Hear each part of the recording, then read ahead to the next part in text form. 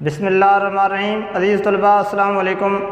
مطالعہ Pakistan 10th class, آج کا ہمارا لیکچر مطالعہ پاکستان کا پہلا یونٹ، ویسے یونٹ نمبر 6 ہے اور 10th کلاس کا یہ پہلا یونٹ ہے، تاریخ پاکستان۔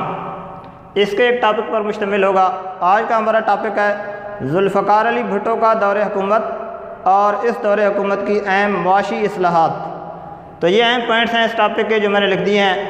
پہلا ہے حکومت کا دورانیہ۔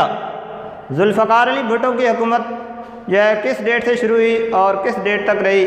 تو 20 دسمبر 1971 کو ذوالفقار علی بھٹو نے پاکستان کا اقتدار سنبھالا اور 5 جولائی 1977 تک وہ پاکستان کے اقتدار میں پاکستان کے وہ حکومت میں بطور چیف مارشل لا ایڈمنسٹریٹر اور بعد میں وزیر اعظم کے طور پر رہے۔ تو ان کا حکومت کا دورانیہ 20 دسمبر 1971 سے لے کر 5 جولائی 1977 تک کا ہے۔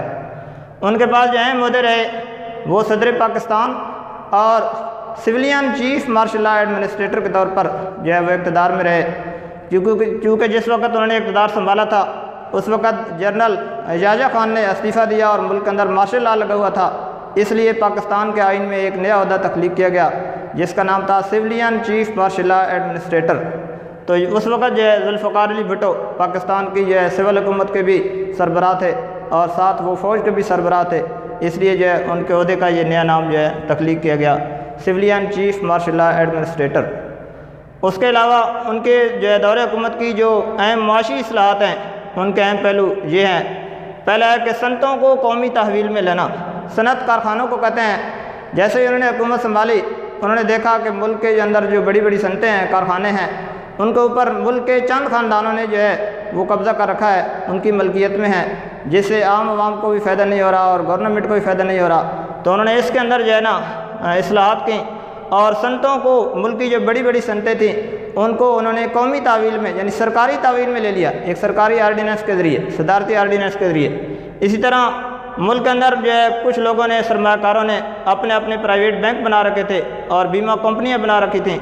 تو ذوالفقار علی بھٹو کی حکومت نے نجی بینکوں اور بیمہ کمپنیوں کی اس پالیسی سے اتفاق نہ کیا اور انہوں نے یہ سمجھا کہ یہ سرمایہ دارانہ نظام کو تقویت مل رہی ہے اور عام آدمی کو اس سے نقصان ہو رہا ہے۔ تو انہوں نے نجی بینکوں اور بیمہ کمپنیوں کو اسٹیٹ بینک کے ماتحت کر دیا، سرکاری تعویل میں لے لیا ان کو۔ اسی طرح لیبر اصلاحات متعارف کرائی گئیں آپ کے دور حکومت میں، بھٹو کے دور حکومت میں۔ لیبر اصلاحات ان کی آج بھی بڑے اچھے الفاظ میں یاد رکھی جاتی ہیں۔ انہوں نے مزدوروں کو بہت زیادہ حقوق دیے۔ اس سے پہلے مزدوروں کو کوئی حقوق بہت کم حقوق دیے گئے تھے، ان سے کام بہت زیادہ لیا جاتا تھا، ان کو معاوضہ کم دیا جاتا تھا۔ اس کے علاوہ دیگر مراد ان کے بالکل نہیں تھیں، جیسے تعلیم کا حق اور علاج کا حق اور اس کے علاوہ پینشن وغیرہ، یہ چیز پہلے نہیں تھی۔ اس طرح کی اصلاحات لیبر کے لیے، مزدوروں کے لیے متعارف کرائی گئیں۔ ان کے لیے پینشن کا انتظام کیا گیا اور اس کے علاوہ ان کو سال کے بعد بونس دینے کا اعلان کیا گیا، ان کو اور مزید حقوق دیے گئے اور ان کے کام کا دورانیہ کم کیا گیا اور ان کو اوور ٹائم کا علیحدہ معاوضہ دینے کا مالکان کو پابند کیا گیا۔ تو اس طریقے سے ان کے لیے باقاعدہ عدالتیں بنائی گئیں جو ان کے جھگڑوں اور معاملات کو وہاں پر وہ اپنے حقوق حاصل کرنے کے لیے کیس دائر کر سکتے تھے۔ اس کے علاوہ ان کے لیے ایک صنعتی روابط کمیشن قائم کیا گیا تاکہ وہ اپنے جھگڑوں کا فیصلہ وہاں سے کروا سکیں۔ تو اس طرح کی لیبر اصلاحات متعارف کرائی گئیں۔ زرعی اصلاحات کے ذریعے زمینداروں کو بہت بڑا فائدہ حاصل ہوا اور اس کے اندر یہ چیز اہم تھی کہ ایک لمٹ مقرر کر دی گئی کہ ایک آدمی اس سے زیادہ زمین کا مالک نہیں ہو سکتا، ہر آدمی کے لیے ایک لمٹ مقرر کر دی گئی اور اس سے زیادہ اس آدمی کی جتنی بھی ملکیت زمین تھی وہ عام لوگوں کے اندر اور ان کے اندر مزدوروں کے اندر اس کو تقسیم کر دیا گیا۔ تو یہ مفت تقسیم کر دیا گیا گورنمنٹ کی طرف سے۔ تو یہ زرعی اصلاحات کا ایک اہم پوائنٹ تھا اور اس کے علاوہ بھی زرعی اصلاحات کے ذریعے زمینداروں کو بہت زیادہ فائدہ ہوا اور گورنمنٹ کو بھی بڑا فائدہ ہوا۔ تو اب ہم ان پوائنٹس کی ڈیٹیل پڑھنے کے لیے بک سے ریڈنگ کریں گے۔ عزیز طلباء، اب آپ نے اپنی بکس کھول لیں۔ اب ہم بک سے ریڈنگ کریں گے۔ جو پوائنٹس ہم نے وائٹ بورڈ پر لکھے تھے ان کی ڈیٹیل پیج نمبر 2 پر اوپر سٹارٹ سے۔ ذوالفقار علی بھٹو کا دور حکومت 20 دسمبر 1971 تا 5 جولائی 1977، یہ ان کی حکومت کا دورانیہ تھا۔ ذوالفقار علی بھٹو نے 20 دسمبر 1971 کو صدر پاکستان اور چیف مارشل لا ایڈمنسٹریٹر کا عہدہ سنبھالا۔ بھٹو ملک میں پہلے civilian chief martial law administrator تھے۔ قوم میں ایک نئی روح پیدا کرنے، مشکل حالات کا مقابلہ کرنے اور عوام کو اپنی پالیسیوں سے روشناس کرانے کے لیے انہوں نے اپنی پہلی تقریر کرتے ہوئے پاکستانی عوام کے حوصلوں کو نیا عزم اور ولولہ دیا۔ انہوں نے کہا، ہمارے ملک کو خطرناک بحران کا سامنا ہے۔ میں ایسے وقت میں آیا ہوں جب تاریخ پاکستان ایک فیصلہ کن موڑ پر پہنچ چکی ہے۔ مجھے نیا اور ترقی پسند پاکستان بنانا ہے، وہ پاکستان جس کا خواب قائد اعظم نے دیکھا تھا۔ میرا یقین ہے وہ پاکستان ضرور بنے گا۔ یہ ان کی پہلی تقریر کے الفاظ تھے جس کے اندر انہوں نے عوام کو، پاکستان کی عوام کو حوصلہ دیا، کیونکہ اس وقت حالات جو ہے بہت کڑے ہو چکے تھے اور بنگال کا سانحہ اسے کچھ عرصہ پہلے پیش آ چکا تھا۔ پاکستان کا ایک جو ہے ٹکڑا، مشرقی پاکستان، وہ پاکستان سے الگ ہو چکا تھا۔ پاکستان کی عوام بہت پریشان تھی، تو ایسے حالات میں ان کی پہلی تقریر نے پاکستان کی عوام کو بڑا حوصلہ دیا۔ اب ان کے دور حکومت کے معاشی اصلاحات کے اہم پہلو، تو معاشی اصلاحات کے اہم پہلو جیسے پوائنٹ میں نے وائٹ بورڈ پر لکھے تھے۔ صنعتوں کو قومی تحویل میں لے لیا گیا۔ 1971 تک ملک کے 60% صنعتی اثاثے اور 80% انشورنس کا کاروبار صرف 22 خاندانوں کی ملکیت تھا۔ 22 دسمبر 1971 کو بھٹو حکومت نے 22 سرمایہ دار خاندانوں کے پاسپورٹ ضبط کر لیے۔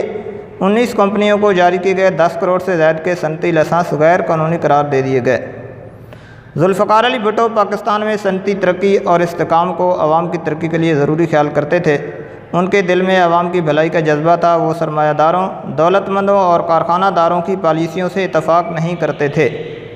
عوام کو ان کی ناانصافی سے نجات دلانے کے لیے ذوالفقار علی بھٹو نے 2 جنوری 1972 کو ایک آرڈیننس جاری کیا، جس کے تحت 10 بڑی صنعتوں کو سرکاری کنٹرول میں لینے کا اعلان کیا گیا۔ تو انہوں نے جو ہے ایک آرڈیننس کے ذریعے 2 جنوری 1972 کو ذوالفقار علی بھٹو نے بڑی جو ہے صنعتوں کو سرکاری تحویل میں لینے کا اعلان کیا، جس سے عوام کو جو ہے اور گورنمنٹ کو بہت فائدہ ہوا۔ تو وہ بڑی صنعتیں جو قومی تحویل میں لی گئیں وہ درج ذیل تھیں۔ پرزے جوڑ کر موٹر گاڑیاں بنانے کی صنعت، بھاری اور بنیادی کیمیکل کی صنعت، بنیادی ضروریات کا سامان بنانے کی صنعت، فولاد سازی اور لوہے کی صنعت، بھاری مشینری کی صنعت، پیٹرو کیمیکلز کی صنعت، سیمنٹ کی صنعت، مفاد عامہ کی سروسز کے تحت آنے والی صنعت، ٹریکٹر پلانٹ تیار کرنے کی صنعت، بھاری سامان برائے بجلی کی صنعت۔ تو یہ بڑی صنعتیں تھیں جن کے اوپر پہلے پاکستان کے چند جو ہے وہ خاندان، چند سرمایہ کار لوگ ان کے اوپر جو ہے قابض تھے، اور حکومت نے ان کو جو ہے سرکاری تحویل میں لے لیا۔ اب دوسرا پوائنٹ معاشی اصلاحات کا، بینکوں اور بیمہ کمپنیوں کو قومی تحویل میں لینا۔ بڑے سرمایہ دار خاندانوں نے اپنے نجی بینک اور بیمہ کمپنیاں بنا رکھی تھیں، جس سے سرمایہ دارانہ نظام کو بہت تقویت مل رہی تھی۔ یعنی سرمایہ جو تھا وہ چند لوگوں کے ہاتھوں میں جو ہے وہ گھوم رہا تھا، اور باقی لوگ جو ہے وہ غریب سے غریب تر ہوتے جا رہے تھے۔ تو اس سرمایہ دارانہ نظام کو ختم کرنے کے لیے انہوں نے جو ہے نجی بینکوں اور بیمہ کمپنیوں کو قومی تحویل میں لیا۔ حکومت کو ان نجی بینکوں اور بیمہ کمپنیوں سے کوئی فائدہ نہ پہنچ رہا تھا، چنانچہ حکومت نے ملک کے اقتصادی استحکام کے لیے جو ہے اقتصادی استحکام یعنی ملک کے اندر جو ہے معاشی ترقی کے لیے، معاشی استحکام کے لیے 19 مارچ 1972 کو تمام لائف انشورنس کمپنیاں قومی ملکیت میں لے لیں اور انہیں اسٹیٹ لائف انشورنس کے تحت اکٹھا کر دیا گیا۔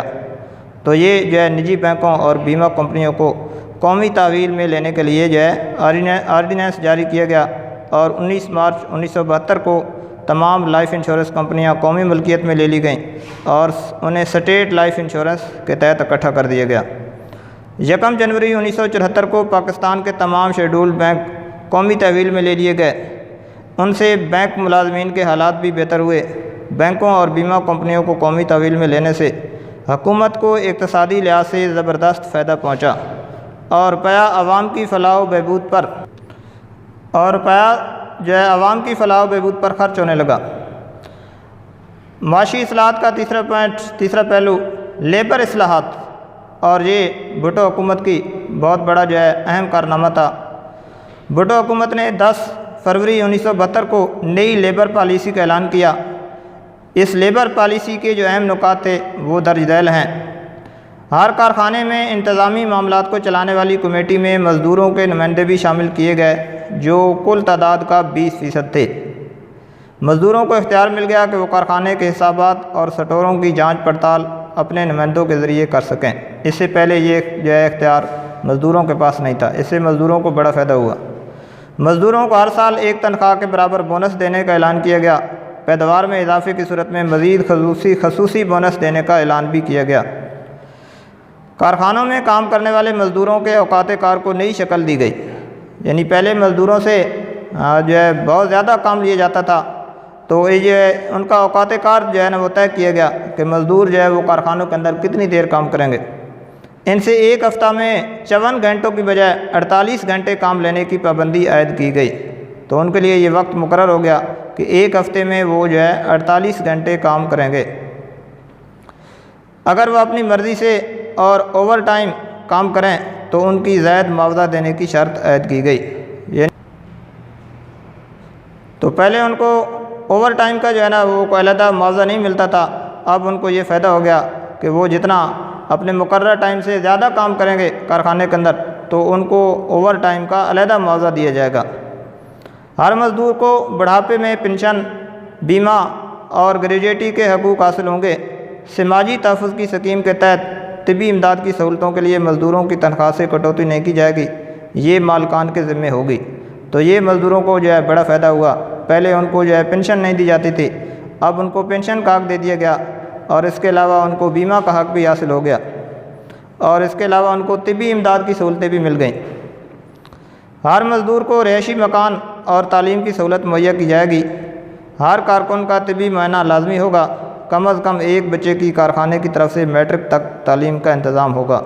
تو یہ بھی مزدوروں کے لیے جو ہے بہت بڑا فائدہ ہوا ہے اس حق ملنے سے، کہ ان کو جو ہے کارخانے کی طرف سے مالک کی طرف سے جو ہے کارخانے کے مالک کی طرف سے مزدور کو رہائشی مکان اور تعلیم کی سہولتیں دی گئیں، اور ان کا طبی معائنہ جو ہے وہ لازمی قرار دیا گیا تاکہ ان کی صحت کا خیال رکھا جائے، اور اس کے علاوہ جو ہے ان کو یہ حق حاصل ہو گیا کہ وہ اپنے بچوں کو جو ہے وہ کارخانے جو ہے صنعتوں کی طرف سے، کارخانہ مالکان کی طرف سے جو سکول بنے ہوئے ہیں وہاں سے وہ تعلیم جو ہے دلوا سکیں گے فری۔ ٹریڈ یونینز کے ذریعے مزدوروں کے جھگڑے نمٹانے کے لیے صنعتی روابط کمیشن قائم کیا گیا۔ صنعتی روابط کمیشن قائم کیا گیا، اس کا مقصد کیا تھا کہ ٹریڈ یونینز کے ذریعے مزدوروں کے جھگڑوں کو حل کیا جائے۔ مزدوروں کے جو جھگڑے تھے ان کو حل کرنے کا پہلے کوئی فارم نہیں تھا، تو ان کو ایک فارم مل گیا صنعتی روابط کمیشن، وہاں پر جو ہے اس فارم کے ذریعے سے مزدور جو ہے اب اپنے جھگڑے حل کروا سکتے تھے۔ اس سلسلہ میں جونیئر عدالتیں قائم کی گئیں۔ اس طرح مزدور کو از خود اپنا مقدمہ لیبر عدالت میں لے جانے کا حق مل گیا۔ شاپ اسٹیوارڈ کا ایک عہدہ تخلیق کیا گیا، جس کے باعث اب اس عہدے کا مقصد کیا تھا، تو یہ اس کا مقصد ہے جس کے باعث مل مالکان اور مزدوروں کے درمیان پیدا ہونے والے مسائل کو حل کرنے میں آسانی ہو گئی۔ مزدوروں کو ملازمت کا تحفظ دینے کے لیے مل مالکان پر یہ پابندی عائد کی گئی کہ وہ مزدوروں کو برطرف کرتے وقت واضح اور ٹھوس وجوہات بیان کریں تاکہ ناجائز برطرفیوں کی روک تھام کی جا سکے۔ تو اس سے پہلے جو ہے جس طرح جو ہے مالک جو کارخانے کا مالک تھا جس وقت چاہتا تھا کسی مزدور کو برطرف کر دیتا تھا، تو اس کا ایک طریقہ کار طے کیا گیا کہ اگر کسی مزدور کو برطرف کرنا ہے تو اس سے پہلے جو ہے ایک ٹھوس وجوہات بتانی ہوگی۔ اس کے جو ٹھوس وجوہات کے بغیر جو ہے مزدور کو ملازمت سے فوراً فارغ نہیں کیا جا سکے گا، تو ان کی ملازمت کو ایک تحفظ مل گیا اس حق کے تحت۔ اگلا پوائنٹ ہے معاشی اصلاحات کا زرعی اصلاحات، بھٹو حکومت کی زرعی اصلاحات۔ پاکستان کی اکثریت آبادی کا پیشہ زراعت ہے، یہ تو آپ سب لوگ جانتے ہیں۔ پاکستان میں زیادہ تر لوگ جو ہے وہ زراعت سے وابستہ ہیں، یعنی کھیتی باڑی سے، زمینداری سے۔ بھٹو حکومت نے کسانوں کو استحصال سے بچانے کے لیے درزیر زرعی اصلاحات کا اعلان کیا۔ تو بھٹو حکومت نے زرعی اصلاحات کا اعلان کیا تاکہ کسانوں کو، زمینداروں کو جو ہے وہ نقصان سے جو ہے بچایا جا سکے۔ تو پہلا پوائنٹ، زمین کی انفرادی ملکیت کی حد مقرر کر دی گئی۔ زمین کی انفرادی ملکیت کی حد، یعنی ایک آدمی کے پاس زیادہ سے زیادہ کتنی زمین اس کی ملکیت میں رہ سکتی ہے، اس کی حد گورنمنٹ نے مقرر کر دی۔ تو وہ حد کیا تھی؟ زمین کی انفرادی حد جو ملکیت کی تھی 150 ایکڑ نہری اور 300 ایکڑ بارانی مقرر کی گئی، یعنی ایک آدمی کے پاس زیادہ سے زیادہ 150 ایکڑ نہری زمین ملکیت میں ایک آدمی رکھ سکتا ہے، یا اگر اس کی برانی زمین ہے تو وہ جو ہے 300 ایکڑ جو ہے برانی زمین ایک آدمی اپنی ملکیت میں رکھ سکتا ہے۔ اس سے زیادہ جو ہے کوئی آدمی جو ہے وہ زمین اس کی ملکیت میں نہیں رہ سکتی۔ اگر کسی لوگوں کی جن لوگوں کی اس سے زیادہ زمین ملکیت میں تھی ان کو جو ہے وہ باقی لوگوں کے اندر مفت تقسیم کر دیا گیا۔ زائد زمینیں زمینداروں سے لے کر مزار عین، یعنی جسے اپنی زبان میں ہم مزیرہ کہتے ہیں، یعنی جو ان کی کاشتکار تھے، جو ان کی زمینوں کے اندر جو ہے وہ کام کرتے تھے، اور کاشتکاروں میں بلا معاوضہ تقسیم کر دی گئیں۔ مارچ 1976 تک 15 لاکھ ایکڑ زمین کسانوں میں تقسیم کی گئی۔ اگلا پوائنٹ زرعی اصلاحات کا، وہ سرکاری ملازمین جنہوں نے ملازمت کے دوران اور ریٹائرمنٹ کے بعد 2 سال کے اندر زمین خریدی تھی، ایسے ملازمین کے لیے 100 ایکڑ زمین محدود کر دی گئی اور باقی زمینوں پر حکومت کا قبضہ ہو جانے کی پالیسی بنائی گئی۔ فوجی افسران پر اس چیک کا اطلاق نہیں ہوگا۔ تو یہ جو ہے ایک اصلاحات جو ہے زرعی اصلاحات میں ایک پوائنٹ یہ جو ہے بنا کہ وہ سرکاری ملازمین جو ملازمت کے دوران یا ریٹائرمنٹ کے بعد 2 سال کے اندر جنہوں نے زمین خریدی تھی، ایسے ملازمین کے لیے جو ہے وہ ان کی زمین کی ملکیت کی حد 100 ایکڑ مقرر کر دی گئی، اور اگر 100 ایکڑ سے زیادہ ان کی جو زمین تھی ان پر جو ہے وہ سرکاری تحویل میں زمین لے لی گئی، وہ حکومت نے اپنے قبضے میں لے لی۔ تعلیمی اداروں یعنی کالجوں اور یونیورسٹیز وغیرہ کے علاوہ کوئی شخص مقررہ حد سے زائد زمین رکھنے کا حقدار نہ ہوگا۔ تمام مالیہ اور ابیانہ زمیندار ادا کریں گے، مزارعین اس ادائیگی سے مستثنیٰ ہوں گے۔ یعنی جو سرکاری خرچ ہوتا ہے، جو پٹواری وغیرہ لیتے ہیں زمین پر، جس کو مالیہ اور ابیانہ وغیرہ کہتے ہیں، پہلے جو ہے وہ مزارعین یعنی جو کاشتکار ہوتا تھا پہلے وہ ادا کرتا تھا، اب وہ جو ہے مالیہ اور ابیانہ زمیندار ادا کریں گے، اور مزارعین جو ہے وہ اس ادائیگی سے مستثنیٰ ہوں گے۔ تو اس طریقے سے کاشتکاروں کو اور جو ہے وہ اس سے فائدہ حاصل ہو گیا۔ کسی بھی شخص کو استبل، مویشی فارمز اور باغات کے نام پر مقررہ حد سے زائد زمین رکھنے کی اجازت نہ ہوگی۔ تمام شکارگاہیں حکومت نے اپنی ملکیت میں لے لیں، البتہ تاریخی نوعیت کی شکارگاہیں مستثنیٰ قرار دی گئیں۔ مالکان کو یک طرفہ طور پر مزارعین کو بے دخل کرنے کے حق سے محروم کر دیا گیا۔ صرف جو ہے بٹائی نہ دینے والے یا مسلمہ شرائط کی خلاف ورزی کرنے والے مزارعین ہی بے دخل کیے جا سکیں گے۔ حکومت نے زمین کے چھوٹے چھوٹے قطعات کو اکٹھا کرنے کے لیے اشتمال اراضی کے نام سے نئی اسکیم بنائی۔ تو اشتمال اراضی سے کیا مراد ہے؟ تو یہ ایک اسکیم تھی جو گورنمنٹ نے بنائی۔ اشتمال اراضی سے مراد وہ اسکیم ہے کہ جو زمین کے چھوٹے چھوٹے قطعات تھے، جو ہے کسی مالک کا زمین کا کچھ ٹکڑا کہیں پڑا ہے کچھ کہیں پڑا ہے، تو ان کو جو ہے اکٹھا کرنے کی جو اسکیم بنائی گئی اس کو اشتمال اراضی کے نام سے جو ہے اس اسکیم کو نام دیا گیا۔ پاکستان میں مشینی کاشت کے لیے تحریک امداد بامی کی حوصلہ افزائی